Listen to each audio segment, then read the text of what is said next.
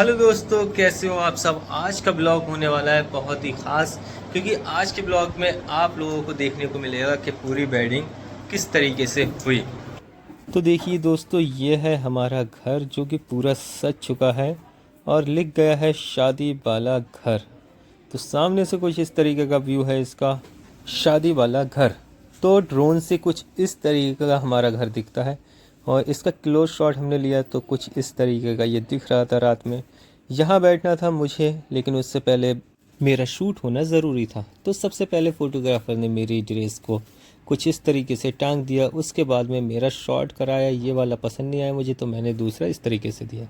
फिर उसके बाद में शूज़ का शूट करा, पगड़ी का शूट करा और कुछ इस तरीके से माला को जूतों के नीचे से निकाला, जो कि मुझे बहुत एंटिक लगा। उसके बाद में शेरवानी पहनने का शॉट मेरा आया। फिर उसके बाद में मैंने घड़ी पहनी कुछ इस तरीके से, घड़ी का क्लोज़अप निकालने का मैंने कहा ले लो एक शॉट। फिर आ जाते हैं मेरे साथ में दानिश, जो कि मुझे माला पहनाते हैं। बहनोई साहब इतने बिजी थे कि उनको मैं बुला नहीं सका। फिर सिस्टर आ जाती हैं, जो कि मेरे स्टॉल को कुछ इस तरीके से मेरे शोल्डर पे रखती हैं। फिर देखिए क्या ही बेहतरीन शॉट आता है निकल के। अम्मी आती हैं, पगड़ी पहनाती हैं और मुझे थोड़ा सा प्यार करती हैं, जो कि मुझे बहुत अच्छा लगा। और जब मैं पूरा रेडी हो जाता हूँ उसके बाद में एक शॉट लेने के लिए मैं छत पर जाता हूँ। फिर देखिए एक ड्रोन का शॉट, बहुत ही दूर से कैसा हमारा घर लग रहा है ये। उसके बाद में मैं बैठ जाता हूँ स्टेज पर, और स्टेज पे सबसे पहले मेरे गले में हार जो डालते हैं तो बहनोई साहब और मेरी सिस्टर डालती हैं। उसके बाद में माँ और सिस्टर दोनों बैठ जाती हैं मेरे साथ फ़ोटो खिंचाने के लिए। फिर आ जाते हैं पापा, और उसके बाद में आ जाती है मेरे दोस्तों की पलटन, जो कि अगर मैं नाम गिनाने पे आऊँ तो मुझे शाम हो जाए, इसलिए मैं नाम नहीं गिनाऊंगा। आप लोगों की कमेंट में बताइए कौन कौन बैठे हुए हैं। वैसे तो आप लोगों ने आधे से ज़्यादा लोगों को पहचान ही लिया होगा, लेकिन फिर भी आप लोग कमेंट करके बता दें किस किस को आपने नहीं पहचाना। उसके बाद में जब सब हार डल जाते हैं, एक हार रह जाता है हमारे चाचा का, तो वो भी स्टेज के ऊपर आ जाते हैं और हार डालने लगते हैं हमारे गले में। फिर उसके बाद में जो है हाफिज़ जी कहते हैं कि बेटा पगड़ी पहनोगे, हो गई तुम्हें बहुत देर, गर्मी लगती होगी तो इसको उतार दो, अब हम बांधते हैं तुम्हारे साफा। ये लो टोपी पहनो। अरे इतनी छोटी टोपी क्यों लिया है, लो टोपी पहनो। टोपी पहनने के बाद में कहते हैं ये लो, मैं बांध देता हूँ जल्दी जल्दी तुम्हारे साफा, जिससे तुम्हें गर्मी भी नहीं लगेगी और आरामदायक एक फ़ील होगा। लेकिन ऐसी कोई बात नहीं थी, गर्मी तो साफे में भी लगती है। उसके बाद में सेहरा बनना था तो और गर्मी लगनी थी, गर्मियों के दिन चल रहे हैं। फिर भी मैंने सब मैनेज करा और बनवा लिया अपने सर पर साफ़ा, जिसे बांधने के बाद में माशाल्लाह मैं बहुत ही अच्छा लगने लगा था। एक अलग ही फ़ील होता है जब इस तरीके के मोमेंट आपकी लाइफ में होते हैं। ड्रोन वाले भैया से बोला मैंने एक बढ़िया सा शॉट ले लो ऊपर से, ताकि जिससे हमारे स्टेज भी दिखे और हमारा घर भी दिखे। उसने इतना अच्छा शॉट लिया कि ले जाते रहा ड्रोन को पीछे। सच बताऊं तो उस दिन मैं बहुत ही खुश था और बहुत ही ज़्यादा मुझे अच्छा फ़ील हो रहा था, क्योंकि आपकी लाइफ में एक ऐसा इंसान आने वाला होता है जो ज़िंदगी भर आपका साथ देने वाला है, साथ रहने वाला है। तो मैं तो यही कहना चाहूँगा कि हर किसी की ज़िंदगी में ये पल जल्द से जल्द आए। उसके बाद में जो लोग रह गए थे वो लोग भी मेरे साथ फ़ोटो खिंचाने के लिए आ जाते हैं। मुझे लगता है दानिश मानेगा नहीं, दानिश फिर से मेरे पास आ गया स्टेज पे बैठने। ये क्या, ये भूरी भैया अब गले में हार डाल रही है। अरे नहीं नहीं, शॉट गलत हो गया, पीछे का शॉट आगे लग गया। कोई बात नहीं, सब जब गले में हार पड़ जाते हैं उसके बाद में आती है बारी सेरा बांधने की। तो सेरा बांधने के लिए चाचा हमारे जो है सेरे को ऊपर लाते हैं। तो देखिए माशाल्लाह बहुत ही प्यारा सेरा लग रहा है और बहुत ही ज़्यादा वज़न था इसमें, लगभग 7 किलो का सेरा था ये। तो मैं तो बांधे बांधे बहुत ज़्यादा ही थक गया था। तो सभी लोग मेरे हार निकालने लगते हैं और नोटों के हार जो है काफ़ी हो गए थे, तो सब ने हल्के हल्के ये हार निकाले।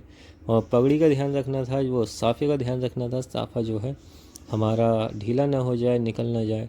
तो कुछ हल्के हल्के जो है हार सब निकाले हमारे गले में से, और फिर ले आते हैं चाचा हमारा सेहरा, जो कि हमारे ऊपर रखना था। तो देखिए सभी लोग कितनी मदद कर रहे हैं सेहरे को बांधने के लिए। कैमरामैन भैया साइड में हटो। तो देखिए कुछ इस तरह से मेरे सर के ऊपर रख दिया जाता है सेहरे को, और मतलब अलग ही फ़ील होता है जब इस तरीके से आप लोग स्टेज पे बैठे होते हैं और आपकी शादी होती है, सब बातें आपके माइंड में चलती होती हैं, और ये भी लगता है कहीं ज़्यादा देरी ना हो जाए। और देरी तो हो गई थी थोड़ी, लगभग 12 बज गए थे हमें पहुँचते पहुँचते। तो जब सेरा बन जाता है तो फिर मुझे आगे का दिखना भी बंद हो जाता है। फिर मैं ये देखिए क्या कह रहा हूँ, वीडियो वाले से कह रहा हूँ बेटा कंटिन्यू रखिए वीडियो, कोई भी शॉट मिस ना हो। बहुत ही ज़्यादा प्रेशर होता है जो दूल्हा होता है उसके सिर पे, और मेरे सर पे तो ज़्यादा ही प्रेशर था क्योंकि मुझे सब चीज़ें मैनेज करना थी। फ़ोटोग्राफ़र से लेके हर चीज़ को मैं मेंटेन कर रहा था क्योंकि वीडियो के शॉट भी ख़राब ना हो, बाकी चीज़ें भी हैं कुछ। और ये क्या, मेरे भाई मेरी सलामी करते हुए और मुझे पता भी नहीं चल रहा है सलामी है या फिर ये नज़र उतार रहे हैं, क्या पता क्या है। फिर भाई मेरे ऊपर से पैसे उतारते हैं और चाचा भी उतारते हैं, और जो सेरा पड़ रहे थे उनको दे दिए जाते हैं। अल्तमस सामने आ जाता है वीडियो बनाने के लिए, फ़ोटोग्राफर उसे भगा देते हैं, भाई किसी और को बुलाते हैं और अल्तमस पीछे जाके सभी लोगों की वीडियो बनाता है। लेकिन इसे ये नहीं पता ये वीडियो क्लिप पड़ेगी नहीं क्योंकि इसमें सभी लोग आ जाएंगे। लेकिन कुछ लोगों को ऑब्जेक्शन होता है कि हम वीडियो में नहीं आना चाहते हैं, तो इसलिए हम सब लोगों को वीडियो क्लिप में नहीं डालते हैं। जो हमारे ख़ास मेंबर होते हैं उन्हीं सबको वीडियो क्लिप के अंदर लेते हैं जिससे किसी को ऑब्जेक्शन भी ना हो। फिर मेरी पूरी फैमिली बैठ जाती है एक एक करके। उसके बाद में सारे ही दोस्त आ जाते हैं स्टेज पर, जो कि बहुत ही ज़्यादा हू हल्ला कर रहे थे। मैंने कहा थोड़ा शांत रहो, माहौल ज़्यादा मत बनाओ। सभी लोगों का ग्रुप का जब फ़ोटो हो जाता है उसके बाद में आ जाती है बात निकलने की। तो मैं सीढ़ियों से हल्के हल्के उतरता हुआ नीचे आता हूँ, लेकिन दानिश अपना ब्लॉग बनाने में बहुत ज़्यादा मस्त है। उसके अलावा भी आप देख सकते हैं बसी को और भी बहुत से लोग हैं जो मोबाइल जेब में रखना ही नहीं चाह रहे थे ताकि कोई शॉट मिस ना हो जाए। मैं इनसे ये पूछना चाहता हूँ कि आप शादी एंजॉय करने आए हैं या फिर अपनी रील्स बनाने आए हैं? कोई बात नहीं, रील्स बनाइए क्योंकि हम लोगों का तो काम ही यही है। उसके बाद में दो दो कैमरामैन नीचे चल रहे थे, एक वाइड एंगल एक क्लोज़अप शॉट ले रहे थे। तो कैमरामैन बेचारे उल्टे चलते हुए जीने पे और हम सीधे चलते हुए नीचे आ जाते हैं। नीचे आने के बाद में हमारा डिस्कस होता है कि आगे चलें या नहीं। तो मैं कहता हूँ आओ चलते हैं हल्के हल्के, वरना बहुत लेट हो जाएंगे। लेकिन थोड़ी दूर जाने के बाद में मुझे पता चलता है कि अरे सब आदमी आदमी आ गए हैं, मेल्स सब नीचे आ गए हैं और लेडीज़ जो हैं वो ऊपर ही रह गई हैं। तो लेडीज़ कहीं नाराज़ ना हो जाएं तो मैं कहता हूँ सभी लोगों को साथ में बुला लो। फिर अम्मी और बाजी बाकी सभी लोग भी आ जाते हैं और साजिद भाई मोबाइल पे बहुत ज़्यादा बिज़ी हो जाते हैं। तो हम हल्के हल्के चलते रहते हैं, लेकिन साजिद भाई की जो है कॉल कटने में ही नहीं आती है। पता नहीं क्या बात चल रही थी, लेकिन कुछ इम्पॉर्टेंट ही बात थी जिस वजह से उनके चेहरे के रंग बिल्कुल उड़े हुए थे। शायद शादी का प्रेशर उनके ऊपर काफ़ी था, तो चीज़ें मेंटेन करना होती हैं जो कि हर कोई नहीं करता, जो घर का ख़ास इंसान होता है वही करता है। तो फ़ोन जब कट जाता है तो उसके बाद उनको थोड़ी सहूलियत मिलती है। फिर हम लोग आ गए हैं, ये क्या फिर से फ़ोन लगा लिया कान पर, चलो कोई बात नहीं इनको छोड़ो। हम लोग आगे बढ़ते जाते हैं और उसके बाद में बात आती है कि जो कार खड़ी है वहाँ तक मुझे उठा कर ले जाना था, वो भी साजिद भाई को। तो मैं देखता हूँ जल्दी से ये कॉल काटें और मुझे उठाएं, लेकिन ऐसी कोई बारी आती नहीं है। फिर जब हम रोड पर आ जाते हैं तब ये मुझसे पूछते हैं उठा के ले जाऊँ वहाँ तक। तो मैं कहता हूँ अभी छोड़ो, थोड़ा सा और चल लेते हैं क्या। लेकिन वो मानते ही नहीं हैं और एक दो फ़ोटो खिंचाने के बाद में ज़बरदस्ती जो है मुझे उठा लेते हैं। कुछ इस तरीके से देखिए। अरे बेटा थक जाओगे, बहुत भारी हूँ मैं। लेकिन नहीं मानेंगे, नहीं मानेंगे। हटो सामने से सभी लोगों, जल्दी जल्दी हटो, हटो विक्की हटो। बच्चे बच्चे क्या कर रहे हैं बच्चे? अरे बच्चों हटो सामने से। अरे नोट खींच रहे लो, ये बच्चे जो हैं चोरी कर रहे हैं, देखिए नोट खींच रहे हैं। और साजिद भाई को आ जाता है गुस्सा, कहते हैं उस बच्चे को पकड़ के लाओ। मैं कहता हूँ छोड़ो यार, अब जो हुआ वो हुआ, इस कार्यक्रम को फिर से आगे बढ़ाते हैं। तो साजिद भाई को भी रेस्ट मिल गया था थोड़ा सा उस बच्चे की वजह से।